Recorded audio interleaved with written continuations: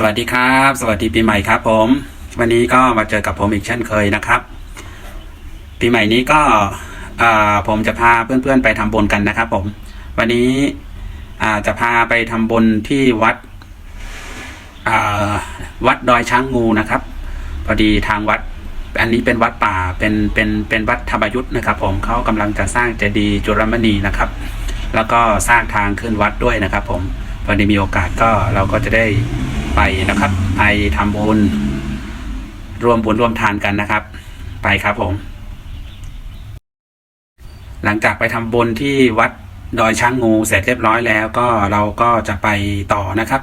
ผมจะพาเพื่อนๆไปวัดถ้ำผาจมนะครับผมก็วัดนี้ก็วัดใกล้ๆกันนะครับแต่วัดนี้เป็นวัดที่มีสถานที่ท่องเที่ยวเยอะนะครับมีถ้ำแล้วก็มีพระประติมาต่างๆนะครับแล้วก็มีพระใหญ่บนดอยด้วยนะครับผมสถานที่ที่ผมจะพาไปจะสวยงามแค่ไหนจะเป็นยังไงตามมาได้เลยครับเดี๋ยวผมพาไปลุยครับผม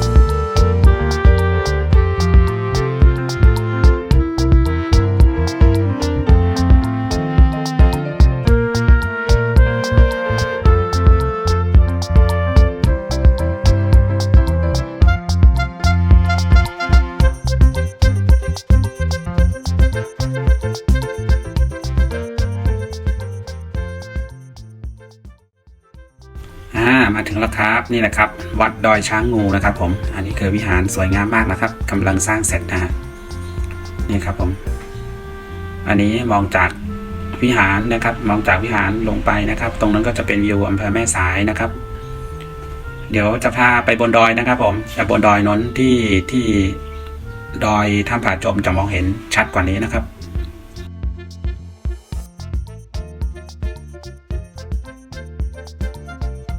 เดี๋ยวทำบุญทำทานตรงนี้ก่อนนะครับเดี๋ยวจะไปหาหลวงพ่อก่อนครับหลวงพ่อจะอยู่อีกที่หนึ่งนะฮะกุฏิหลวงพ่อจะอยู่ข้างบนโน้นนะครับต้องเดินไปอีกนิดนึงนะเดี๋ยวทำบุญก่อนนะครับผมเดี๋ยวหลังจากนั้นเราค่อยไปกันนะครับ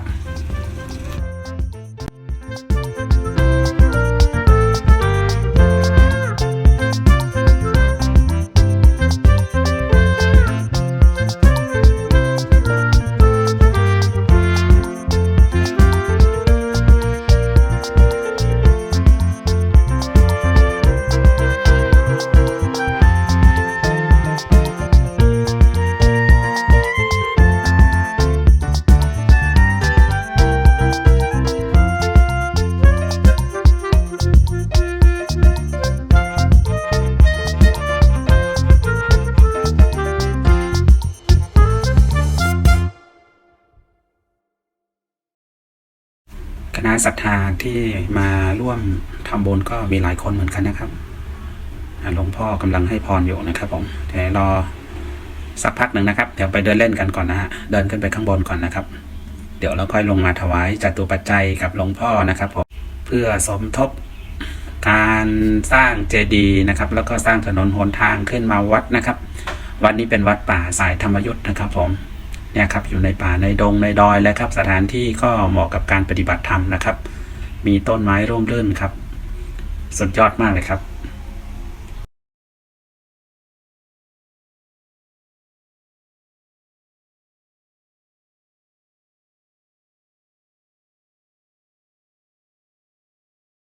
ตรงนี้ก็เป็นถ้ำจำลองนะครับเป็นสถานที่ปฏิบัติธรรมนะครับข้างในก็จะเป็นห้องโถงใหญ่นะครับผมเนี่ยครับแต่เขาไม่เปิดนะครับมองจากข้างนอกเข้าไปครับ รอบๆบริเวณก็จะเป็นกุฏิเป็นหลังนะครับ สวยงามครับผมร่มเย็นนะครับร่มรื่นมากเลยครับ เงียบสงบมากเลย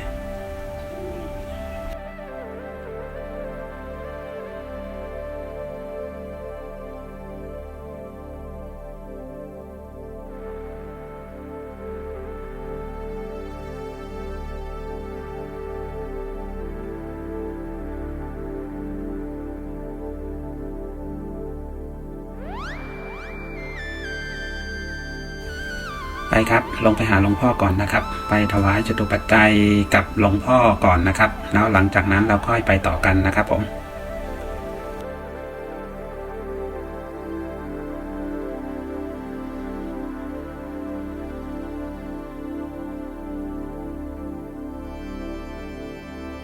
หลังจากที่เราถวายจตุปัจจัยกับหลวงพ่อเรียบร้อยแล้วก็กำลังเดินลงมาที่ลานจอดรถนะครับนี่ครับผมตรงนี้ก็ตรงทางเดินก็จะเป็นกุฏิเป็นหลังนะครับสวยงามมากครับผมเหมาะกับการปฏิบัติธรรมครับอยู่ในป่าในดงนะครับ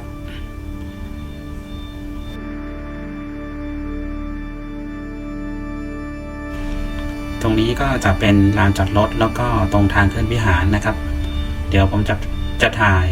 รอบๆตรงนี้ให้ชมกันนะครับ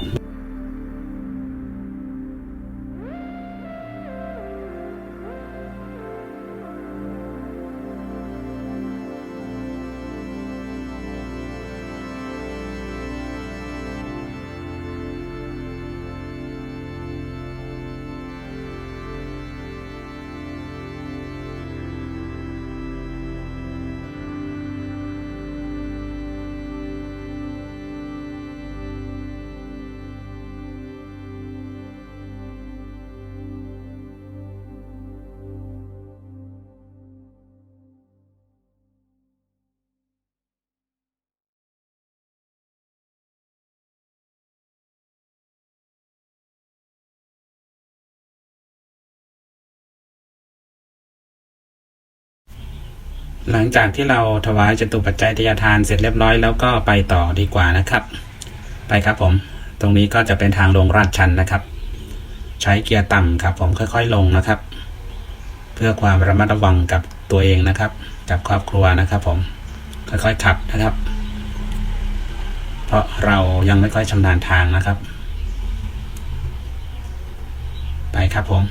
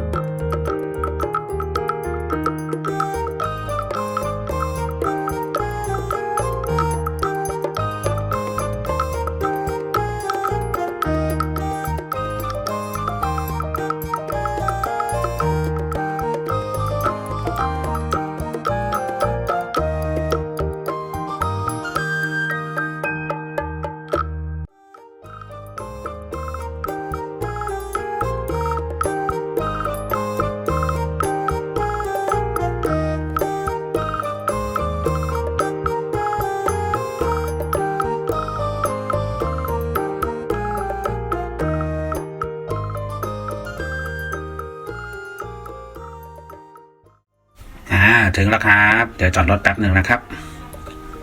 นี่ครับผมหลังจากจอดรถอะไรเรียบร้อยหมดแล้วก็เรากำลังเดินขึ้นไปข้างบนนะครับส่วนตรงนี้ก็จะเป็นลานวัดนะครับ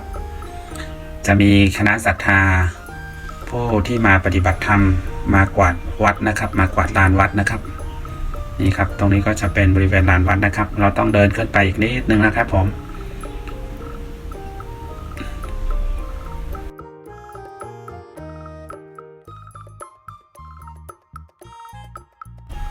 เนี่ยครับ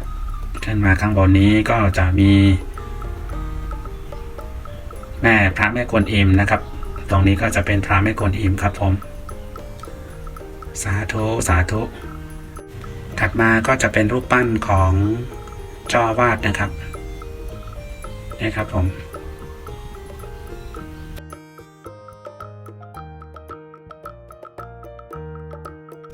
ถัดมาก็จะเป็นพระพุทธรูปพระพุทธเมตตานะครับตรงนี้ก็จำลองมาจากประเทศอินเดียนะครับตรงนี้จะเป็นพระพุทธเมตตาที่จำลองมาจากพุทธคยาครับผมสวยงามมากครับนี่ครับผมข้างบนโน้นก็เดี๋ยวผมจะพาขึ้นไปข้างบนด้วยนะครับเดี๋ยวชมดูรอบๆบริเวณนี้ก่อนนะครับส่วนตรงนั้นก็จะเป็นถ้ำนะครับถ้ำตรงนี้ก็ยังไม่เปิดนะครับถ้ำตรงนี้สำหรับพระภิกษุเข้าปฏิบัติธรรมนะครับเข้าไปปฏิบัติธรรมในถ้ำนะครับต่อมาก็จะเป็นองค์พระประธานครับผมองค์พระประธานองค์ใหญ่มากเลยครับนี่ครับมีช้างด้วยนะครับองค์พระประธานนี่ครับพระประธานวันพุธนะครับนี่ฮะสวยงามครับผมวัดนี้ก็ร่มรื่นนะครับสงบร่มเย็นมากเลยนะครับ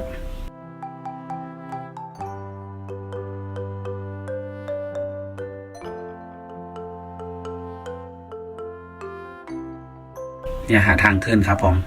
ต้องเดินขึ้นไปเหมือนกันนะครับจากนี้ไปทั้งหมดเดินขึ้นไปก็มี999ขั้นนะครับต้องเดินขึ้นไปข้างบนโน้นนะครับเดี๋ยวจะพาเดินขึ้นไปนะครับไปครับผมเราไปด้วยกันนะครับตามมาครับ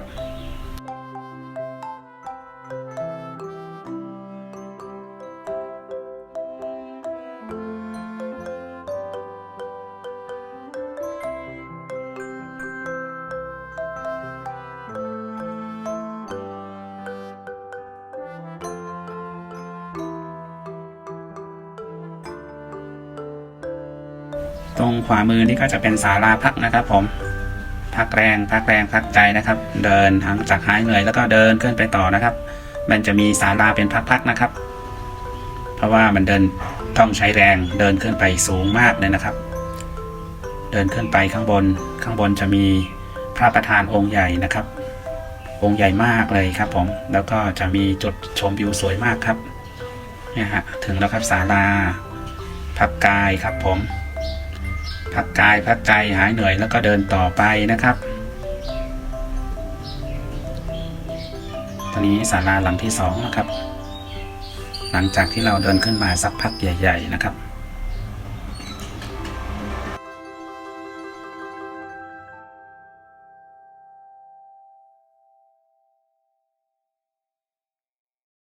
นี่ครับผมมองลงไปก็จะเป็นวิวหมู่บ้านนะครับ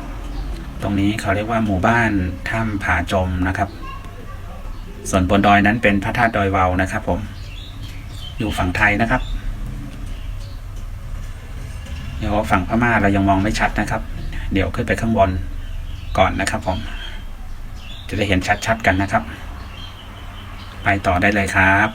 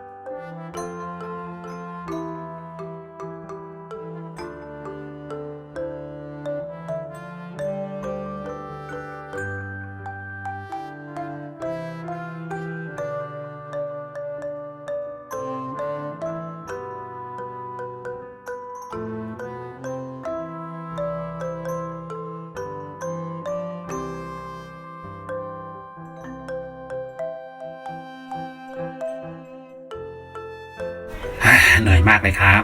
สุดท้ายเราก็มาถึงข้างบนจนได้นะครับผมนี่ครับข้างบนเดี๋ยวเราไหว้พระกันก่อนนะครับ หลังจากนั้นก็ค่อยไปชมวิวกันนะครับ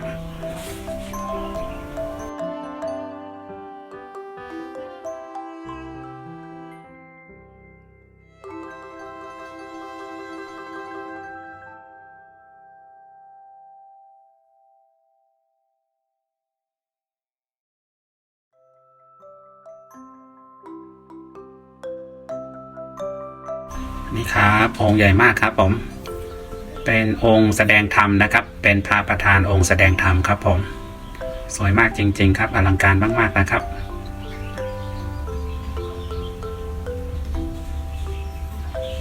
ท่านจะนั่งแล้วก็หันหน้าพระพักตร์ไปทางทิศตะวันออกนะครับหันไปทางอำเภอแม่สายกับจังหวัดท่าขี้เหล็กของรัชฉานนะครับสวยงามจริงๆครับผม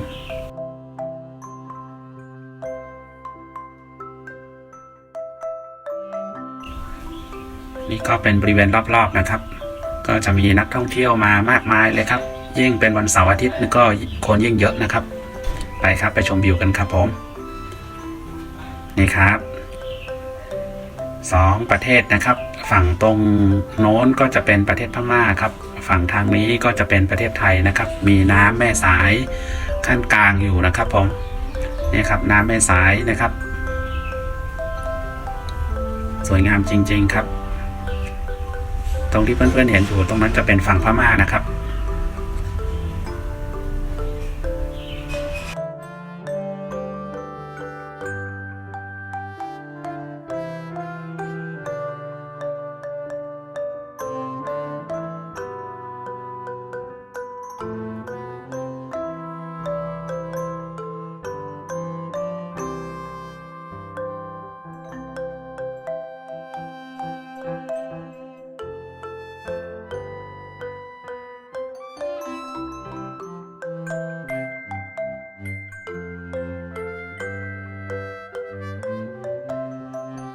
บนเขาทางโน้นก็จะเป็นวัดพระธาตุดอยวาวนะครับ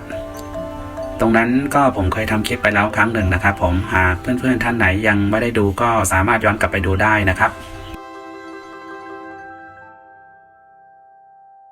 ส่วนทางฝั่งพม่านั้นก็จะเป็นองค์พระธาตุเจดีย์ชเวดากองนะครับเห็นลิบลี่อยู่ไกลๆโน้นนะครับผม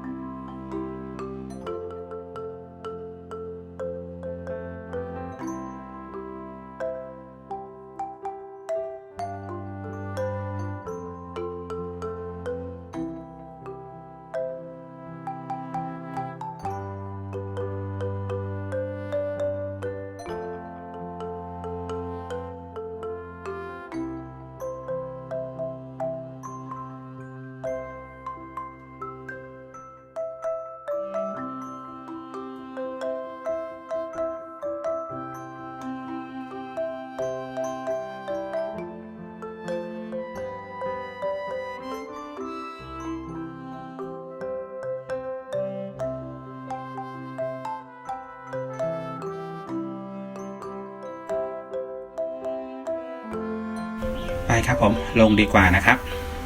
เดี๋ยวเราลงไปเข้าถ้ำกันนะครับเดี๋ยวเขาจะปิดก่อนต้องรีบลงไปนะฮะจะปิดแล้วนะครับใกล้จะ5 โมงเย็นแล้ว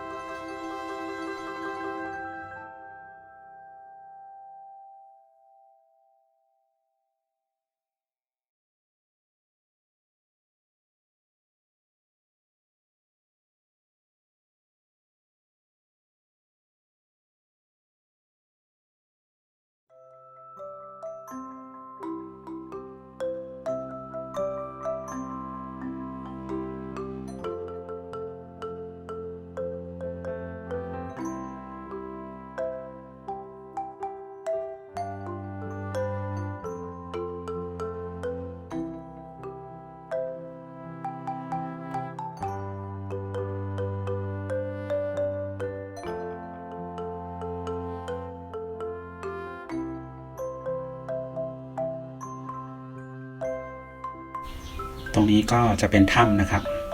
เดี๋ยวผมจะพาเข้าไปข้างในนะครับผมตรงข้างในก็จะมี2 โถงนะครับ2 โถงใหญ่ๆนะครับผมไปครับเราเข้าไปดูกันนะครับต้องถอดรองเท้าแล้วก็เดินเข้าไปข้างในนะครับผม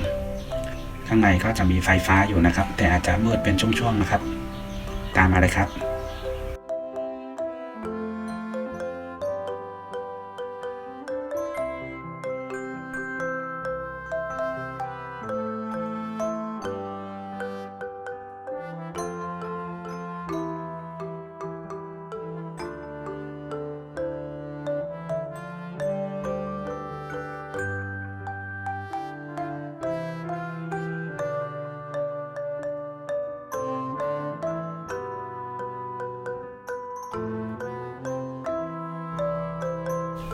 มาถึงแล้วนะครับอันนี้คือโถงที่1นะครับผมโถงที่1นี้ก็จะใหญ่พอสมควรนะครับจะมีพระพุทธรูปให้กราบไหว้บูชานะครับเดี๋ยวเรากลับภาพแป๊บนึงนะครับเราไปดูต่อโถงที่2นะครับครับผมเดี๋ยวแป๊บนึงนะครับมาถึงแล้วครับโถงที่2ก็โถงใหญ่อยู่พอสมควรนะครับตรงนี้ก็จะมีเจดีย์ตั้งอยู่ใจกลางโถงที่2นะครับตรงนี้ก็สวยงามมากเลยนะครับเดี๋ยวเรากราบไหว้บูชาแป๊บหนึ่งนะครับผม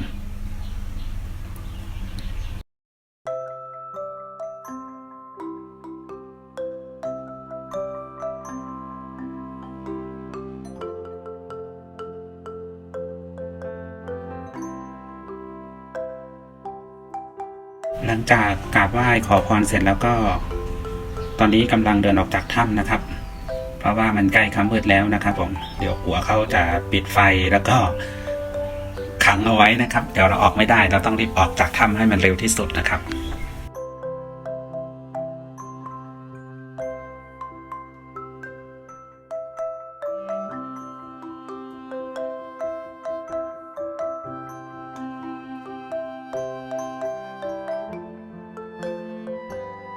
ตรงนี้ตรงหน้าวิหารก็จะมีไก่ชน2 ตัว3 ตัว4 ตัวนะครับผมแล้วก็จะมีรูปปั้นเจ้าอาวาสนะครับ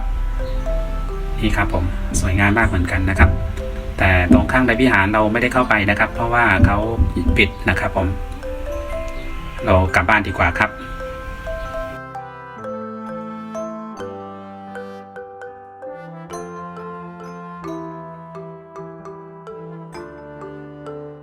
นี่ก็ใกล้จะค่ำมืดแล้วนะครับพระอาทิตย์กำลังจะลับลานะครับกำลังจะลับลาขอบฟ้านะครับผม